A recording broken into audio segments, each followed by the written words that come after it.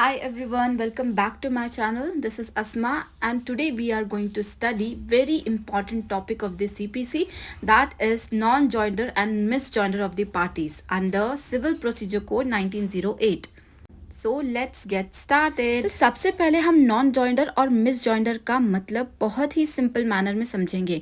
Non joinder और miss joinder दोनों ही civil suits के इम्पॉर्टेंट प्रोसीजरल एस्पेक्ट्स हैं जो ये इंश्योर करते हैं कि किसी भी केस का डिसीजन सही तरीके से दिया जाए। मतलब कोई भी केस में इसेंशियल पार्टी एक्सक्लूड ना हो और इररिलेवेंट पार्टी को ऐड ना किया जाए। तो इस तरह ये प्रिंसिपल जजमेंट्स में कोई भी डिफेक्ट होने से प्रिवेंट करते हैं और ये प्रमोट करते हैं जुडिशियल एफिशिएंसी को।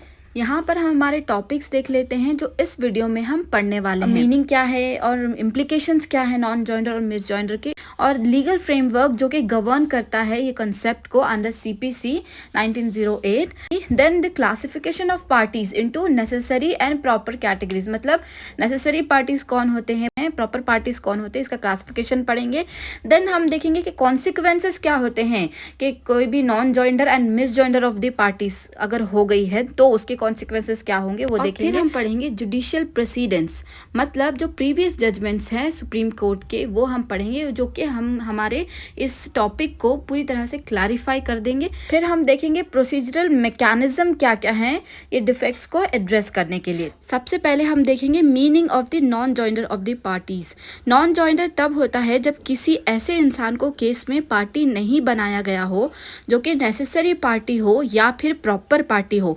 इसका मतलब है कि कोई भी ऐसा इंसान जो केस में डायरेक्टली या इनडायरेक्टली अफेक्टेड हो पर उसका नाम सूट में शामिल ही नहीं किया गया हो तो उसको हम कहेंगे non joinder of the party. सबसे पहले हम देखेंगे नेसेसरी पार्टी और प्रॉपर पार्टी के बीच का डिफरेंस। नेसेसरी पार्टी वो इंसान होता है जिसके बिना केस का पूरा और इफेक्टिव डिसीजन नहीं हो सकता, जैसे किसी प्रॉपर्टी डिस्प्यूट में सभी को ओनर्स का होना ज़रूरी होता है।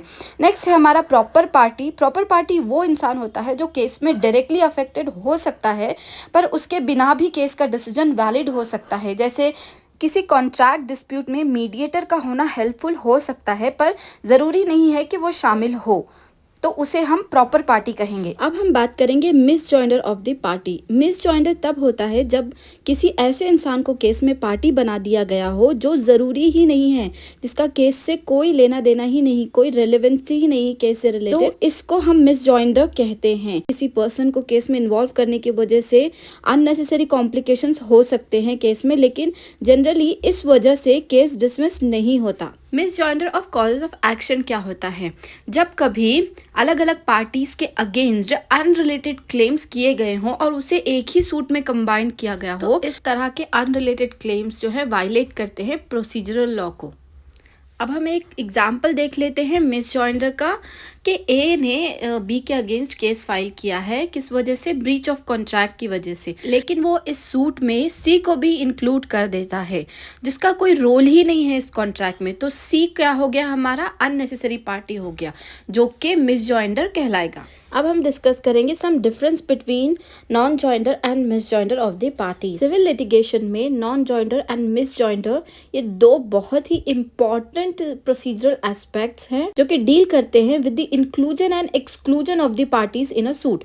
मतलब किसी भी पार्टी को ऐड करने के लिए और किसी भी पार्टी को एक्सक्लूड करने के प्रोसेस से डील करते हैं। ये दोनों कंसेप्ट इंश्योर करते हैं legal properly structured legal proceedings जो कि फाइनल डिसीजंस को फेयर एंड एनफोर्सेबल बनाते हैं।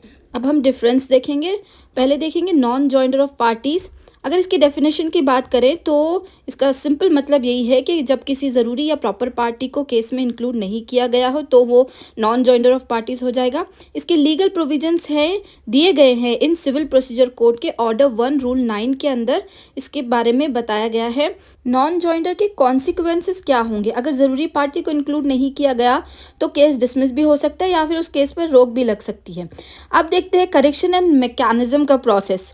तो इसमें कोर्ट कह सकता है कि ज़रूरी पार्टी को केस में शामिल किया जाए, और इन केस नॉन जॉइंडर के इम्पैक्ट हम देखें तो अगर ज़रूरी पार्टी नहीं है तो जो फैसला आएगा वो वैलिड नहीं हो सकता।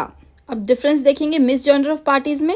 इसकी डेफिनेशन की बात करें तो जब किसी ऐसे इंसान को केस में शामिल कर लिया गया हो जो ज़रूरी ही नहीं है, जिसका उस केस से कोई भी रेलेवेंस नहीं है, तो ऐसे पार्टी को मिस जॉइनर ऑफ पार्टीज कहा जाता है। और मिस जॉइनर ऑफ पार्टी के कंसेप्ट को हमारे सिविल प्रोसीजर कोड के ऑर्डर 1 रूल 10 के अंदर दिया गया है एंड कहा गया है कि court can remove unnecessary party at any stage of the case. Miss joinder of parties के कॉन्सिक्वेंसेस सिंपल हैं, क्योंकि ये अननेसेसरी डिले होगा केस और बहुत सारे कॉम्प्लिकेशंस पैदा हो जाएंगे।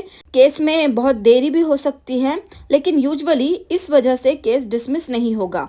देन हम देखेंगे करेक्शन मैकेनिज्म की बात करें तो कोर्ट अननेसेसरी पार्टी को केस से हटा सकती है। मीन्स कोर्ट करेक्शन ये करेगी कि उस अननेसेसरी पार्टी को केस से रिमूव कर देगी। Next, miss joinder of parties के इम्पैक्ट ये होंगे कि सिर्फ केस कॉम्प्लेक्स हो सकता है लेकिन फैसले पर असर नहीं पड़ेगा। तो ये सारे इश्यूज को अवॉइड करने के लिए कोर्ट लिटिगेंट्स को इनकरेज करती है जब भी वो कोर्ट में सूट फाइल करें तब ये केयरफुली एग्जामिन करें कि कौन सी पार्टी नेसेसरी है और कौन सी अननेसेसरी। अगर कोई मिस्टेक हो भी जाती है तो सीपीसी उसको करेक्ट करने के लिए मैकेनिज्म प्रोवाइड करता है कि जस्टिस में फेयर और एफिशिएंसी लाता है। इस मिस जॉइंडर और नॉन जॉइंडर के कंसेप्ट को ऑर्डर 1 ऑफ द सीपीसी में डील किया गया है।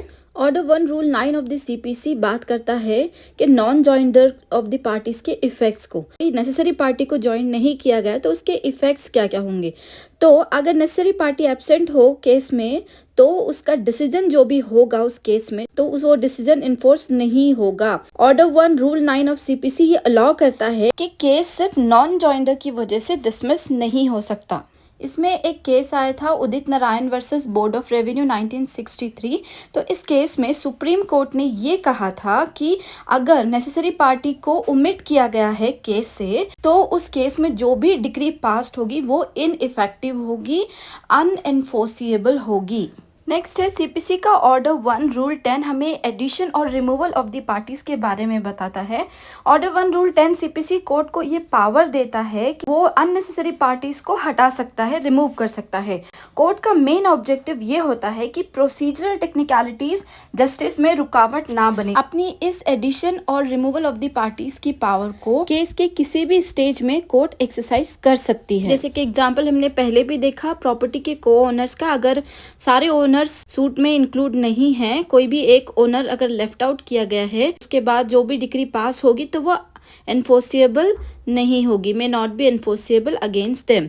Then in case of partnership dispute all partners must be join in suit. अगर कोई भी एक पार्टनर को रिमूव किया जाता है तो वो डिक्री एनफोर्सिएबल नहीं होगी।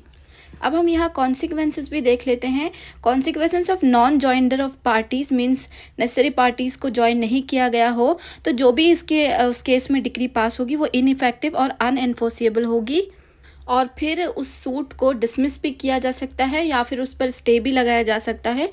अगर प्रॉपर पार्टी नॉट ज्वाइन है, अगर प्रॉपर पार्टी को ज्वाइन नहीं किया गया है तो सूट तो प्रोसीड होगा लेकिन उससे जो जजमेंट आएगा वो इनइफेक्टिव होगा। मिस जॉइंडर के कॉन्सिक्वेंसेस क्या होंगे? अगर अननेसेसरी पार्टी को इंक्लूड किया गया है तो पूरा केस इनवैलिड नहीं होगा, कोर्ट ऑर्डर कर सकती है उस पार्टी को रिमूव करने की under order 1 rule 10 of the CPC. और फिर मिस जॉइंडर की वजह से अननेसेसरी डिलेज हो सकते हैं और लिटिगेशन कॉस्ट भी बढ़ सकती है।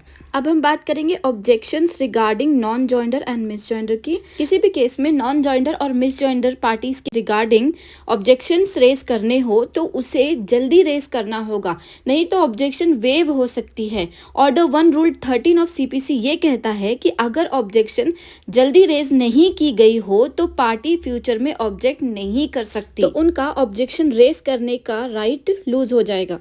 फॉर एग्जाम्पल, अगर कोई डिफेंडेंट जानता हो कि नेसेसरी पार्टी इस केस में मिसिंग है और वो उस वक्त ऑब्जेक्शन रेज नहीं करता हो तो वो इस ग्राउंड पर बाद में आर्ग्यू नहीं कर सकता कि सूट को डिसमिस किया जाए क्योंकि नेसेसरी पार्टी इंक्लूड नहीं है, क्योंकि पहले जब उसे पता था तो उसे फौरन ही ऑब्जेक्शन रेज करना था। तो इस ग्राउंड पर वो ऑब्जेक्शन नहीं कर सकता और सूट के डिसमिसल का भी मांग नहीं कर सकता। अब हम यहाँ इंपॉर्टेंट जुडिशियल जजमेंट्स देख लेते हैं इस टॉपिक से related. In case of Razia Begum versus Sahibzadi Anwar Begum 1958 के केस में सुप्रीम कोर्ट ने कहा कि ऑर्डर 1 रूल 10 के तहत नेसेसरी पार्टीज का एडिशन ज़रूरी है ताकि डिस्प्यूट का प्रॉपर सोल्यूशन हो सके। देन नेक्स्ट केस हमारा है मोहन राज वर्सेस सुरेंद्र कुमार, 1969 का केस है ये। इस केस में कहा गया कि अगर किसी स्पेशल लॉ में स्पेसिफिक पार्टी का होना रिक्वायर्ड हो और वो एब्सेंट हो तो केस डिसमिस हो सकता है। नेक्स्ट हमारा केस है पाटसी बाई वर्सेस रतन लाल, ये 1990 का केस है। इस केस में कोर्ट ने कहा कि माइनर प्रोसीजरल मिस्टेक से डिक्री को सेट असाइड नहीं किया जा सकता। मतलब अगर छोटी सी माइनर मिस्टेक्स है किसी भी केस में तो उस मिस्टेक्स की वजह से पूरी डिक्री को सेट असाइड नहीं किया जा सकता। अब यहाँ पर हम हमारे आंसर को कंक्लूड करते हैं। In the case of nonjoinder can make a decree unenforceable specially if necessary party absent हो। देन मिस जॉइंडर की बात करें तो ये हमारे प्रोसीडिंग को कॉम्प्लिकेट बना सकता है, लेकिन मिस जॉइंडर की वजह से हमारी प्रोसीडिंग इनवैलिडेट नहीं होगी। देन ये दोनों भी जो नॉन जॉइंडर और मिस जॉइंडर है ये दोनों इम्पॉर्टेंट प्रोसीजरल इशू है जो किसी भी सिविल केस के आउटकम को इफेक्ट कर सकते हैं और कोर्ट के पास पावर होती है कि वो नेसेसरी पार्टीज को ऐड करे और अननेसेसरी पार्टीज को रिमूव करे ताकि केस का सही तरीके से डिसीजन हो सके। सिविल प्रोसीजर कोड 1908 सीपीसी में दिए गए प्रोविजंस प्रोसीजरल फेयरनेस और नेचुरल जस्टिस को इंश्योर करते हैं। तो ये था हमारा सबसे easy topic of the CPC, that is non joinder and misjoinder of the parties. आपको ये लेक्चर कैसा लगा? I tried my level best to explain to you in very simple manner.